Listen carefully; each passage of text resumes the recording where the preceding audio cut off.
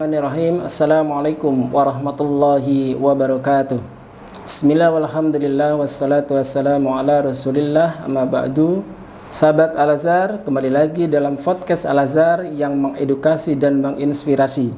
Pada pagi ini, tanggal 19 Juni 2023, alhamdulillah podcast Al-Azhar kedatangan tamu yang sangat istimewa. Beliau adalah Bapak Profesor Dr. Supardi Ahmad MH selaku Ketua Yayasan yang membidangi Dikti Diklat Pengembangan dan Usaha. Alhamdulillah, saya sendiri Abdullah. Pada kali ini topik kita adalah terkait dengan perspektif hukum dalam pendidikan. Sekali lagi terima kasih Pak Prof sudah hadir menemani kita semuanya. Mudah-mudahan kita semua dalam keadaan sehat walafiat. Kali ini podcast ini adalah terkait dengan topik perspektif hukum dalam pendidikan. Kita tahu semua bahwa hukum kita sangat mensupport, mendukung terkait dengan pendidikan. Di antaranya adalah dalam Undang-Undang Dasar 1945 yang keempat dikatakan negara turut mencerdaskan kehidupan bangsa. Dalam hal ini kita ingin tahu banyak hal terkait dengan bagaimana menurut Pak Profesor seharusnya perlindungan hukum harus dijalankan, baik itu yang bersifat preventif maupun represif dalam dunia pendidikan, Prof. Baik, jadi kalau kita bicara hukum, maka hampir semua lini kehidupan itu tidak bisa lepas dari urusan hukum. Termasuk dunia pendidikan itu juga syarat dengan norma, syarat dengan nilai hukum. Maka untuk itu, siapapun warga negara bangsa Indonesia ini, apalagi teman-teman yang berada dalam lingkungan pendidikan, harus mengetahui hukum itu.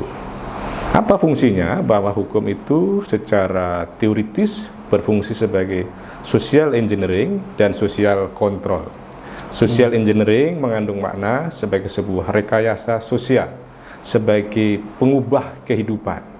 Pada sisi yang lain, sebagai social control, dalam arti untuk mengontrol kehidupan sosial.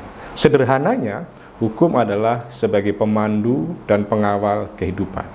Dalam dunia pendidikan, diharapkan ketika melakukan tindakan-tindakan, itu harus mematuhi hukum, harus taat hukum, sehingga semuanya bisa mendapatkan satu kepastian tindakannya tadi itu. Tidak boleh melakukan tindakan dengan improvisasi sendiri, dengan imajinasi sendiri, tetapi harus ada sebuah regulasi. Itulah makna hukum sebagai pemandu. Seorang guru, seorang kepala sekolah melakukan tindakan, tentunya ada tata tertibnya, ada SOP-nya, ada norma-norma yang lain. Itu kan pedoman yang tidak bisa diabaikan. Nah, pada sisi yang lain, ketika menghadapi masalah, maka kembalikan pada aturan hukum. Ketika menghadapi anak yang sedang tidak tertib, maka kembalikan pada tata tertibnya. Ketika menyusun sebuah kebijakan sekolah, maka lihat bagaimana perdanya, lihat bagaimana peraturan pemerintahnya, bagaimana lihat undang-undangnya, termasuk yang paling mendasar bagaimana konstitusi. Jadi dalam konteks dunia pendidikan, maka siapapun yang terlibat harus melihat aspek hukumnya, sehingga semuanya bisa mencerminkan adanya nilai kepastian, nilai kemanfaatan, dan nilai keadilan. Karena sejatinya hukum diwujudkan dalam rangka 3 nilai tadi itu. Maka di dalam dunia pendidikan pun bagaimana tercipta keadilan hukum, keadilan pendidikan, tercipta kepastian kebijakannya, tercipta kemanfaatan pendidikannya. Dengan demikian, stakeholder yang terkait di dalam dunia pendidikan tadi itu bisa mengerti tindakan-tindakan yang dilakukan karena sudah ada regulasi yang disusun, mengerti konsekuensi-konsekuensi ketika melakukan pelanggaran karena sudah ada regulasi yang disusun. Dengan demikian, hukum mampu memandu kehidupan pendidikan tadi itu. Baik, Prof. Kita pengen lebih mendapatkan informasi lebih lanjut terkait dengan bagaimana seharusnya sekolah atau pimpinan sekolah, Bapak Ibu guru menerjemahkan panduan hukum dalam tata tertib sekolah, sehingga semua pihak baik orang tua, murid, guru maupun masyarakat memahami bahwa itu adalah sebuah langkah preventif dari sekolah untuk meminimalkan terjadinya pelanggaran-pelanggaran hukum dari anak-anak meskipun skupnya lebih kecil, Prof. Ya, tata tertib kan itu sebagai salah satu sumber hukum di sekolah ya, Betul. yang mana proses penyusunannya harus benar-benar memperhatikan aturan hukum di atasnya.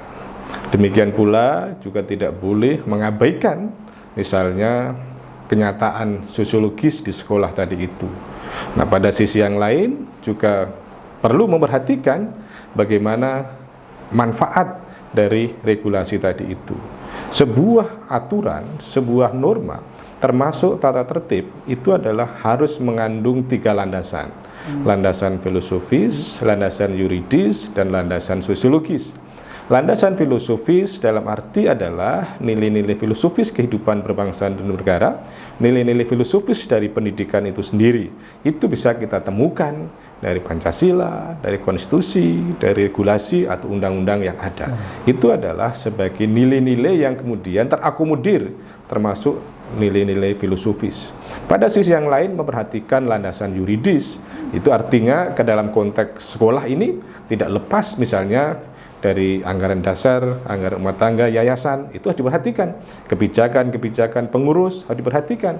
Demikian pula misalnya lingkungan sekolah berada di mana daerahnya, maka perdanya juga diperhatikan, dan aturan-aturan hukum yang terkait di dalam pendidikan tadi itu adalah sebagai sebuah landasan yuridis. Dengan demikian, proses improvisasi penyusunan tata tertib tadi betul-betul ada pedoman hukumnya. Demikian pula landasan sosiologis, itu adalah apa yang terjadi di dalam kehidupan sekolah tadi itu.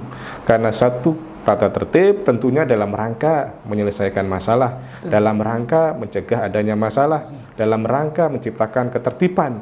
Maka untuk itu harus merespon terhadap apa yang ada di dalam kehidupan sekolah. Secara singkat, bahwa tata tertib harus mempertimbangkan aspek filosofis, yuridis, dan sosiologis. Demikian pula harus diperhitungkan efektivitas dari ketentuan yang ada tadi itu. Bagaimana penerapannya, bagaimana penegakannya. Dengan demikian, nanti pada tahap implementasinya, semuanya betul-betul efektif, efisien, dan produktif.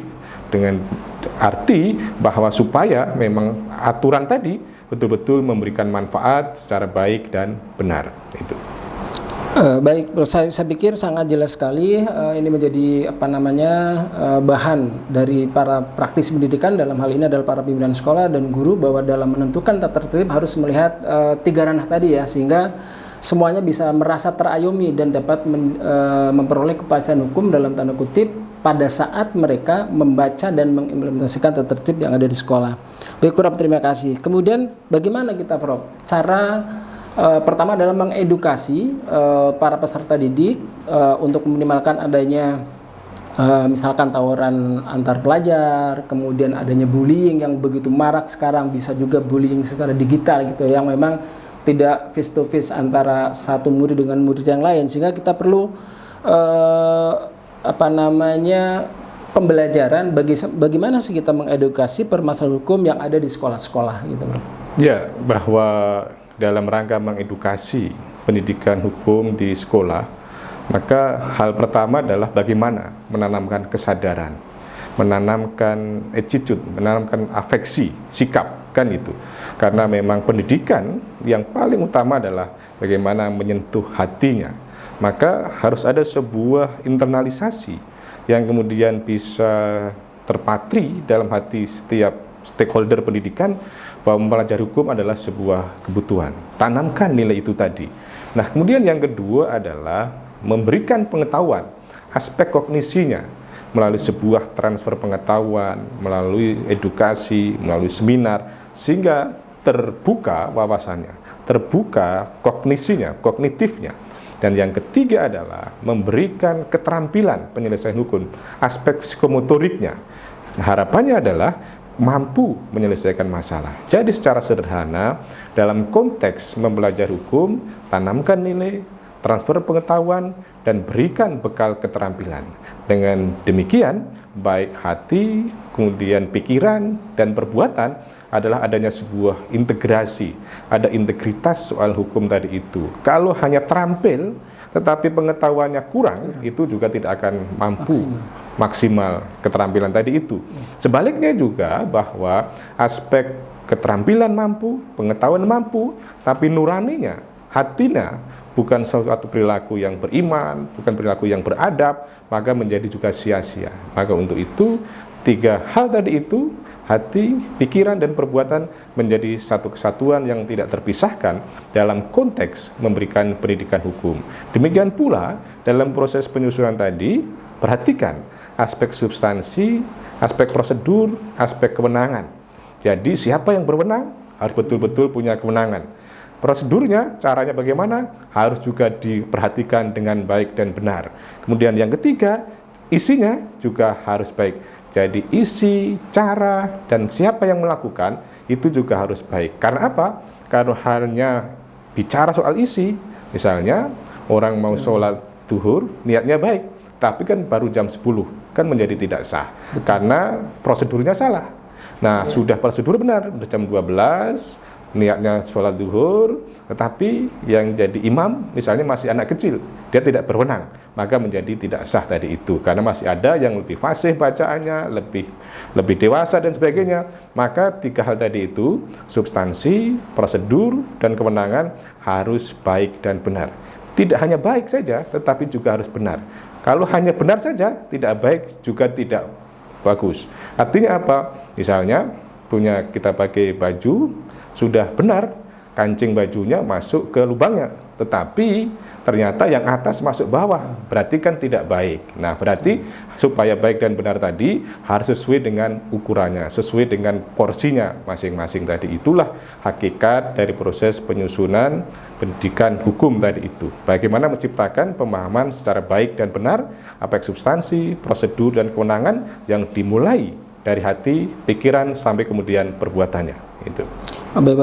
Apalagi kalau misalkan dibarengi dengan suri toladan ya, Pak Prof, dari penyusun para guru, para kepala sekolah, dan semua warga sekolah, sehingga semuanya juga berpikiran positif. Kemudian yang berikutnya gini Prof, terkadang kita di sekolah-sekolah tertentu itu mengalami sebuah dilematis Prof. Artinya gini, misalkan di sekolah itu ada tata tertib mengatakan tidak boleh membawa misalkan korek api atau rokok, apalagi minuman gitu. Tapi terkadang mereka di luaran sana, dalam tanda kutip, di pergaulan mereka, terkadang mereka melakukan hal tersebut, sehingga pada saat ada kejadian tertentu itu mohon maaf, terkadang mereka mengatakan ini hal yang biasa. Bagaimana Prof kita menangani hal seperti ini? Karena ini kan apalagi anak-anak SMA ya, pergaulannya di luar sana kita nggak tahu persis, padahal dari sekolah dari jam 7 misal sampai jam 3 kita betul-betul mencoba menerapkan tata tertib yang sudah dibuat dan disepakati bersama. Ya, pertama memang dunia pendidikan kita menghadapi tantangan yang tidak ringan ya, karena kemajuan teknologi, kemajuan informasi, termasuk kemudian fenomena bullying, fenomena kemudian adanya pelanggaran aturan ketika di luar sekolah, misalnya sejauh mana ya orang atau murid tadi itu menerima konsekuensinya. Disitulah yang terpenting tadi saya katakan, bagaimana kesadaran itu tadi betul-betul otentik ya, betul-betul benar-benar sesuai dengan keyakinannya, bukan artifisial, bukan formalitas gitu ya, bukan seremoni saja, tetapi benar-benar bahwa dia sadar karena adalah sebuah kebutuhan. Itulah yang disebut sebagai sebuah culture, sebagai budaya hukum, legal culture tadi itu. Melalui pendidikan ini, bagaimana orang menciptakan budaya hukum. Ketaatan pada hukum itu adalah karena kebutuhan. Misalnya orang pakai helm bukan karena takut polisi, tetapi karena kebutuhan supaya selamat, supaya aman, dan lain sebagainya. Demikian pula bagaimana kita mampu menanamkan nilai, tidak boleh melakukan tindakan-tindakan yang bertentangan dengan misalnya soal makanan, soal minuman dan sebagainya, itu ditanamkan itu sebagai sebuah kebutuhan, sebagai sebuah keharusan.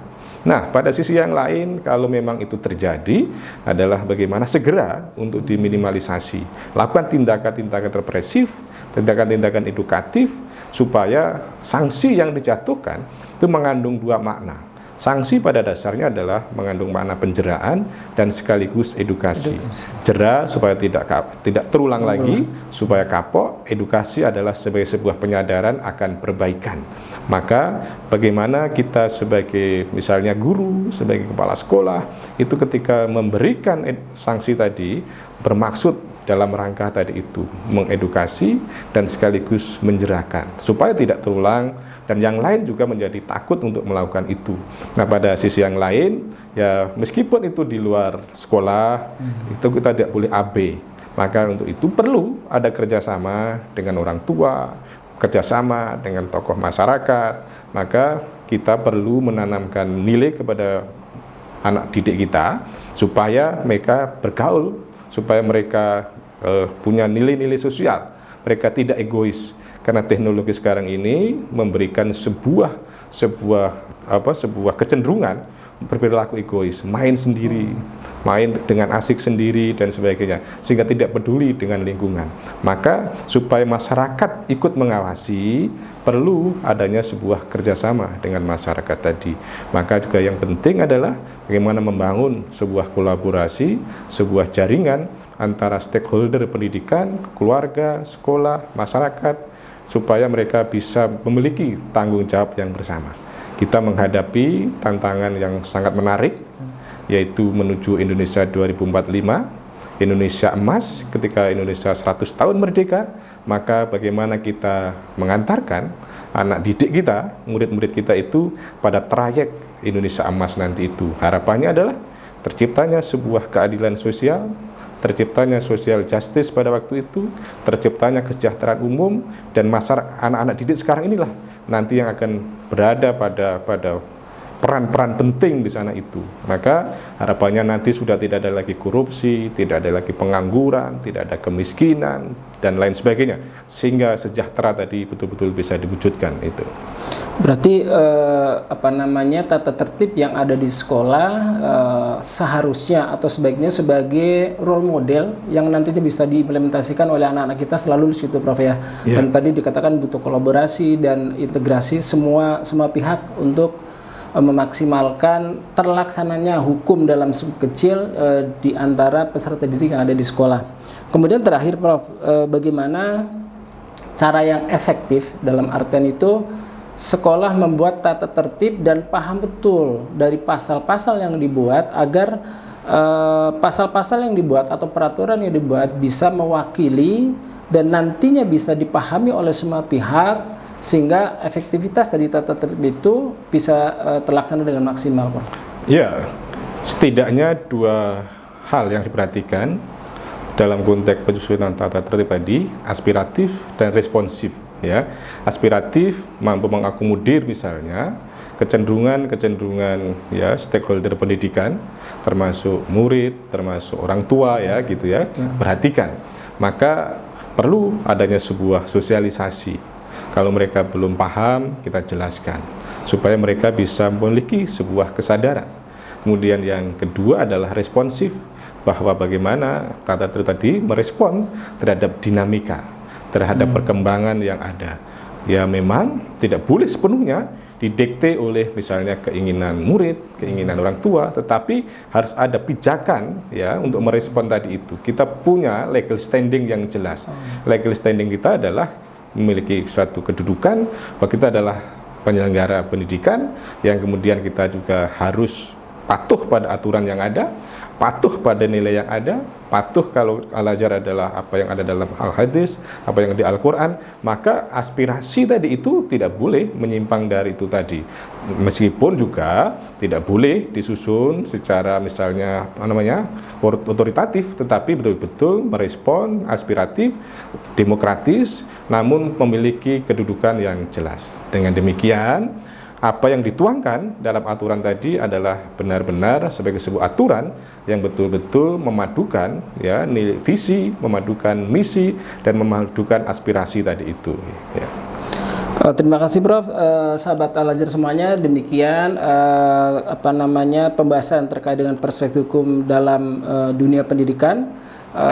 Terus sekali lagi terima kasih kepada yang terhormat Bapak Profesor Dr. Suparji Ahmad MH selaku Ketua Pendidikan yang membidangi Dikti Diklat Pengembangan Usaha, dan kami berharap kesempatan terakhir Prof untuk memberikan closing statement untuk teman-teman sahabat Al-Azhar semua terkait dengan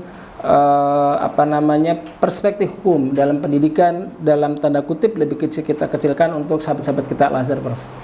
Ya, sahabat Al-Azhar, bahwa kita berada dalam dunia pendidikan yang sangat dinanti kehadiran masyarakat untuk memberikan pencerahan, hadir sebagai sebuah instrumen pendidikan yang mampu mewujudkan generasi-generasi cemerlang, bahwa kebutuhan, tuntutan, dan harapan masyarakat itu kita jawab bersama dengan langkah-langkah, dengan kerja-kerja yang nyata sebagai bagian dari ibadah, sebagai bagian dari kemanfaatan terhadap Islam, kemanfaatan terhadap umat, terhadap bangsa dan negara.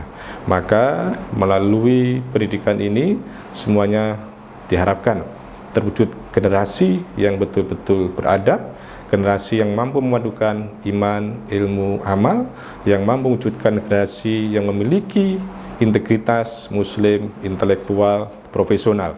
Agar itu bisa terwujud, maka hindari masalah-masalah hukum, tetapi kenali hukum, tetapi laksanakan hukum. Dengan demikian, pendidikan akan berlangsung dengan aman, berlangsung dengan nyaman, visi misi akan terlaksana, terwujud dengan nyata, dengan fakta. Dengan demikian, kita mampu hadir sebagai sebuah institusi pendidikan yang membawa Indonesia pada Indonesia yang cemerlang.